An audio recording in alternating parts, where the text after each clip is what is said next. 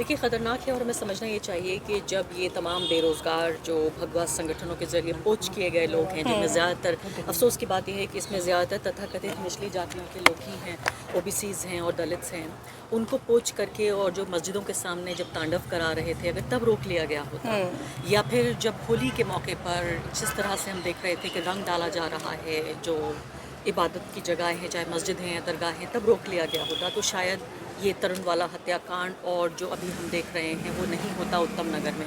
तो मुझे लगता है कि ये एक तरह से एक शब्द होता है कल्मिनेशन, यानी कि एक परिणति को पहुंच रहा है भारत में जो सांप्रदायिकता है।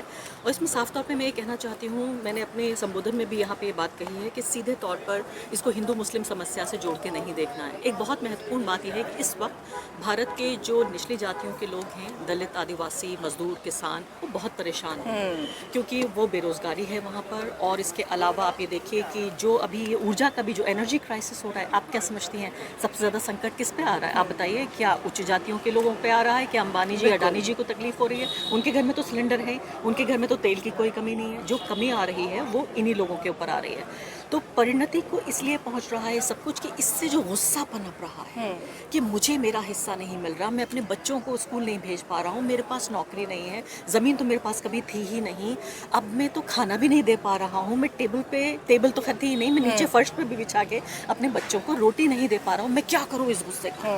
तो ये गुस्सा दो तरह से निकाला जा रहा है। एक गुस्सा ये है कि आप धुरंधर जैसी फिल्में बना दीजिए, तो क्या होगा कि जितना भी गुस्सा आपको इस सरकार के खिलाफ है, एडमिनिस्ट्रेशन के खिलाफ है, सिस्टम के खिलाफ है, वो जाके पाकिस्तान की पिटाई हो रही है बहुत ज़्यादा, तो सारा गुस्सा निकल जाता है, उस गुस्से को चैनलाइज किया जा रहा है। दूसरी चीज़ ये है कि मैं क्या करूँगा, मैं इस सारे गुस्से को क्या करूँ? मैं अपनी सरकार से सवाल पूछूँ, मैं अपने सांसद से सवाल पूछूँ, अपने विधायक से, काउंसलर से? नहीं नहीं नहीं, मैं तो मुसलमान से सवाल पूछूंगा।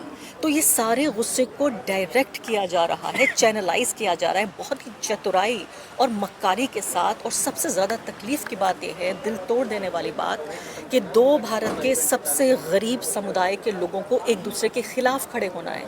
हम दोनों समुदायों को, यानी जो सबसे गरीब लोग हैं, मुसलमान हैं, दलित हैं, गरीब हैं, मजदूर, किसान, सबको साथ में आके अपने हक के लिए एक साथ लड़ाई लड़नी थी। लेकिन हो ये रहा है कि अंग्रेज़ों का जो बांटो और राज करो की जो पूरी थ्योरी है, उसको अपने सामने आपने किताबों में पढ़ा होगा, लेकिन आपको देखने को मिल रहा है कि बांटो और राज करो, यही इनकी थ्योरी है। एक बच्ची का वीडियो आपने देखा होगा, कम उम्र की लड़की है वो, जो वहाँ पहुँची है होली खेलने। जैसा कि कहा गया था, पोस्टर्स लगाए गए थे कि खूनी होली खेली जाएगी ईद के दिन पर। वो लड़की वहाँ पहुँचती है और बाकायदा रंग में सराबोर होती है।